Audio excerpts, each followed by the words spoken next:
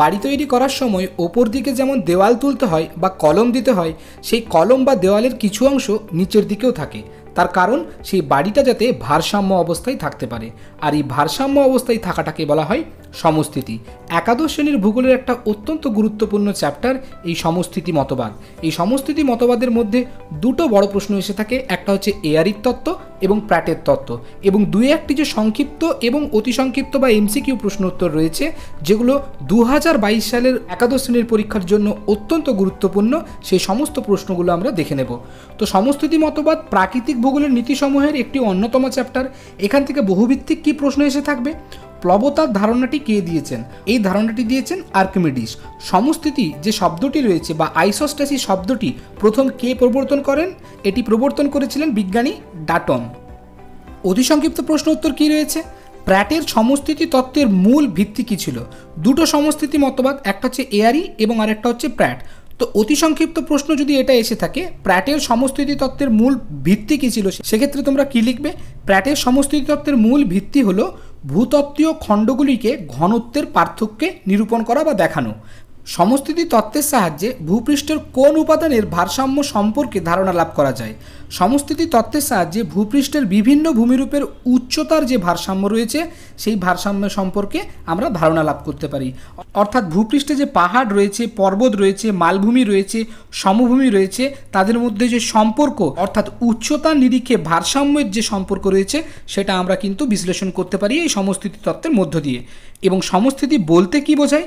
সমস্থিতি বা আইসোস্ট্যাসি বলতে ভূত্বকের বিভিন্ন অংশে বিভিন্ন উচ্চতায় বিভিন্ন পদার্থের ভারসাম্য বজায় রেখে যে অবস্থান করছে, সেটাকে বোঝায়। একটা ছোট্ট উদাহরণ দিলেই তোমরা বুঝতে পারবে। ধরো একটা পাহাড় এবং আর একটা পর্বত। পাহাড়টা যে খনিজ দিয়ে গঠিত, পর্বতটা কিন্তু সেই খনিজ দিয়ে নাও গঠিত হতে পারে, কিন্তু এই পাহাড় তার উচ্চতা অনুযায়ী কী করে ভূপৃষ্ঠের ওপর ভারসাম্য বজায় করে রেখেছে, এবং পর্বতটা তার মধ্যে যে খনিজ পদার্থ রয়েছে বা যে উচ্চতায় সে অবস্থান করছে, সে কিভাবে ভূপৃষ্ঠের সাথে সামঞ্জস্য বজায় করে রয়েছে, এটাই হচ্ছে সমস্থিতির মূল বক্তব্য।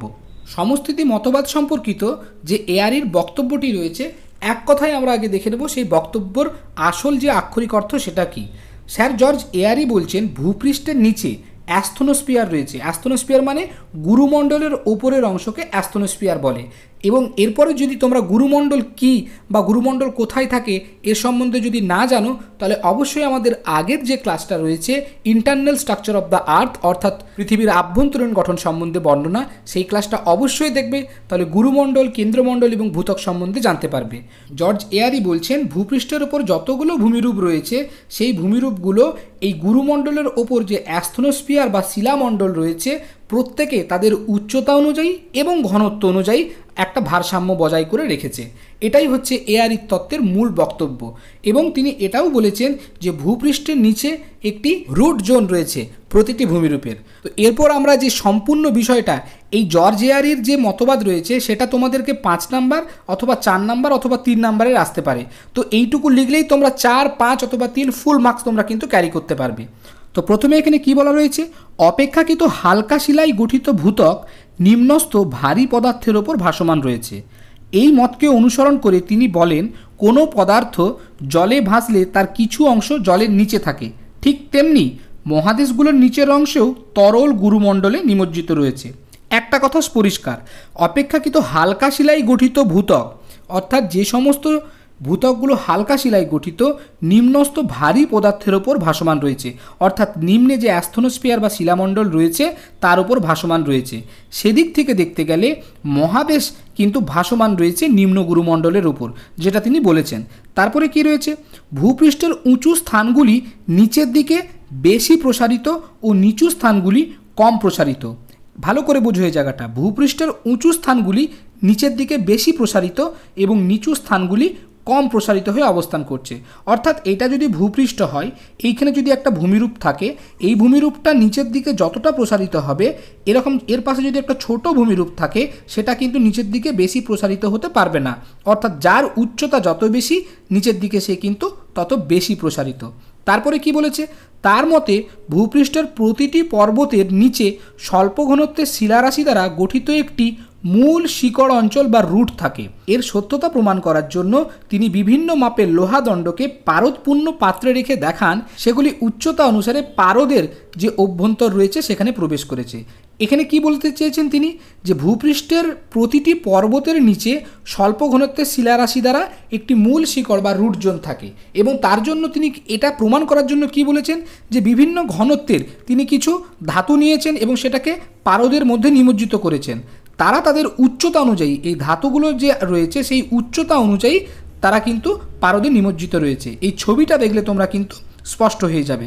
দেখো এখানে তিনি কিন্তু একদম স্পষ্ট ভাষায় দেখিয়েছেন সমঘনত্বপূর্ণ লোহার টুকরো, অর্থাৎ এই যে এই লোহার টুকরোগুলো রয়েছে এগুলো কিন্তু প্রত্যেকটির ঘনত্ব কিন্তু সমান, কিন্তু এদের যে উচ্চতা রয়েছে সেই উচ্চতা কিন্তু সমান না, কিন্তু উচ্চতার ওপর ভিত্তি করে কিন্তু তারা নিচে অনেকটা গঠন রয়েছে, অর্থাৎ যার উচ্চতা যত বেশি তার নিচে কিন্তু বিস্তার ততটা বেশি, যার উচ্চতা যত কম তার নিচে বিস্তারও ততটা কম। এবং এই যে এই অঞ্চলটা, এই যে লাইনটা দেখতে পাচ্ছ, এই লাইনটাকে তিনি রুট জোন বলছেন। এআরই যে মতবাদ দিয়েছে এর বাস্তব প্রয়োগ কোথায় দেখা গেছে, কারণ কোনো মতবাদ যদি কোনো বিজ্ঞানী দেয় তার বাস্তব প্রয়োগ যদি না থাকে তাহলে সেটা কখনোই গ্রহণযোগ্য হয় না। তো এর বাস্তব প্রয়োগ কী রয়েছে, এআরই মডেলের বাস্তব প্রয়োগ দেখা গেছে কোথায়, স্ক্যান্ডিনেভিয়া অঞ্চলে।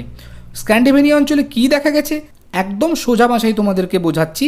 স্ক্যান্ডিনেভিয়া অঞ্চলে এমন একটি যুগের বরফ রয়েছে, একটা ভূমিরূপের ওপর এমন একটা বরফ রয়েছে যেই বরফটা আস্তে আস্তে যখনই গলে যাচ্ছে তখন এই যে ভূমিরূপটা আস্তে আস্তে বেরিয়ে আসছে। তার মানে একথা সত্য যে এই যে ভূমিরূপটা সেটা নিচেও কিন্তু অনেকটা পৃথিত রয়েছে, যার জন্য সে উপর দিকে বেরোতে পারছে। দেখো এখানে তাই বলা রয়েছে, ভূবিজ্ঞানীদের মতে এই অঞ্চলের ওপর জমে থাকা পৃষ্ঠহীন যুগের বরফ প্রতিনিয়ত গলনের দরুন তার উপরিভাগ প্রতি মুহূর্ত লাঘব হয়ে চলেছে, অর্থাৎ একটা ভূমির উপর যে বরফটা রয়েছে সেটা গলে যাওয়ার ফলে উপরিভাগটা হালকা হয়ে যাচ্ছে। এর ফলশ্রুতি হিসাবে অঞ্চলটি প্রতি বছর প্রায় 1 সেমি করে উচ্চতা লাভ করছে, অর্থাৎ এই ভূমিরূপের উপর যখনই বরফ গলে এর চাপটা সরে যাচ্ছে তখন এই ভূমিরূপটা কিন্তু উপর দিকে উঠে যাচ্ছে। তাদের মতে সম্পূর্ণ সাম্য অবস্থায় পৌঁছতে অঞ্চলটাকে 213 মিটার উচ্চতা লাভ করতে হবে।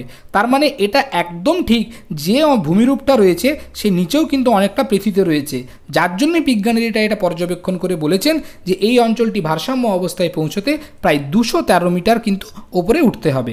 প্রতিটি বিজ্ঞানী কিন্তু তাদের যে মতামত তারা কিন্তু দেন, কিন্তু সমালোচক যারা রয়েছেন তারা কিন্তু প্রতিটি বিজ্ঞানীর সমালোচনা করে থাকেন।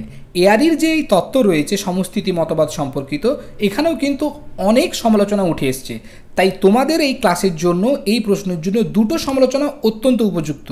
প্রথম কি, হিমশৈল তোমরা প্রত্যেকেই জানো, দশম শ্রেণীতে আমাদের হিমশৈল ছিল, যার 10 ভাগের মধ্যে ওপরে 1 ভাগ থাকে এবং নিচে 9 ভাগ থাকে।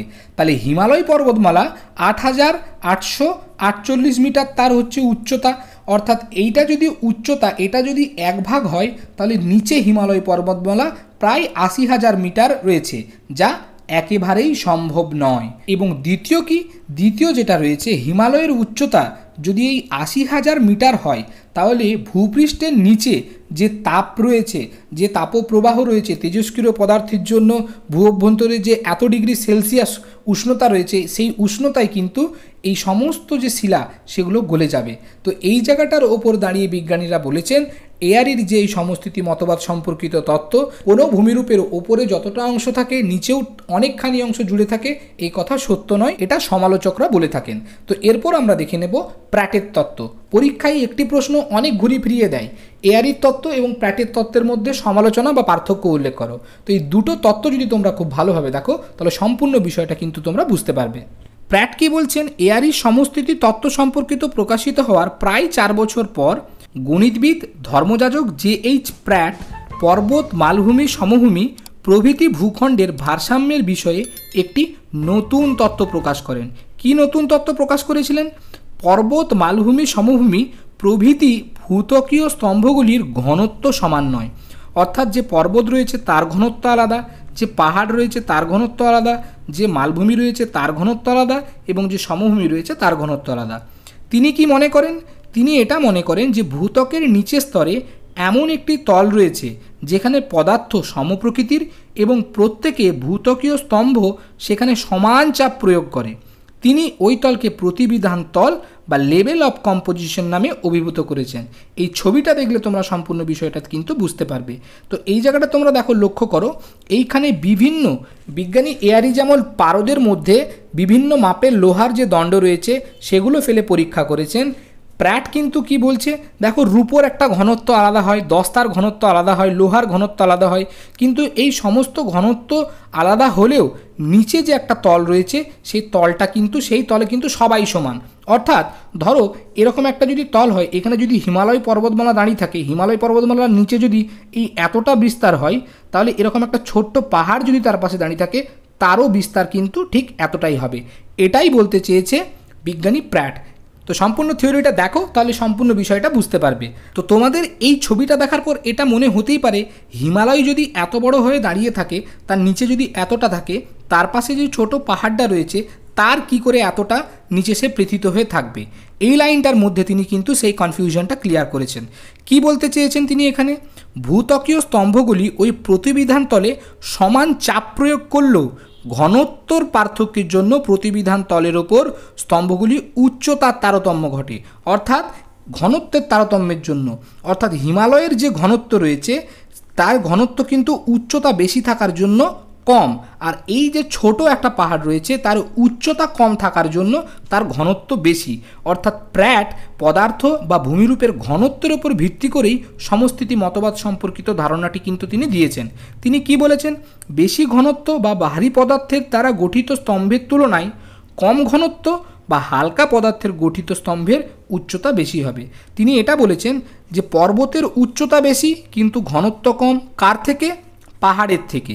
আবার পাহাড়ের উচ্চতা বেশি, ঘনত্ব কম, কার থেকে, মালভূমির থেকে। মালভূমির উচ্চতা বেশি, ঘনত্ব কম, কার থেকে, সমভূমির থেকে। এই স্ট্যান্ডারে তিনি এইটা বলেছেন। এবং পর্বতের শিলাস্তরের ঘনত্ব কম বলে তার উচ্চতা বেশি, এরপর মালভূমি, সমভূমি, সমুদ্রতলের ঘনত্ব ক্রমশ বাড়তে থাকে বলে এদের উচ্চতাও ক্রমশ কমে যায়। অর্থাৎ যার ঘনত্ব বেশি হবে তার উচ্চতা কম হবে, যার ঘনত্ব কম হবে তার উচ্চতা বেশি হবে। ঘনত্বের পার্থক্যে কিভাবে উচ্চতার তারতম্য হয় তা বোঝানোর জন্য মহাদেশীয় ভূখণ্ডগুলিকে বিভিন্ন অংশে বিভিন্ন ধাতব খণ্ডের সঙ্গে তুলনা করা যায়। যেমন এই জায়গাটাতে তোমাদেরকে একটু আগেই দেখালাম, যেখানে রূপো, দস্তা, অ্যান্টিমনি এই সমস্ত ধাতবগুলি সময়াতনের হলেও এগুলিকে যখন পারদের মধ্যে ভাসমান অবস্থায় রাখা হয় তখন দেখা যায় ঘনত্বের পার্থক্যের জন্য ওইগুলি বিভিন্ন উচ্চতায় ভাসছে।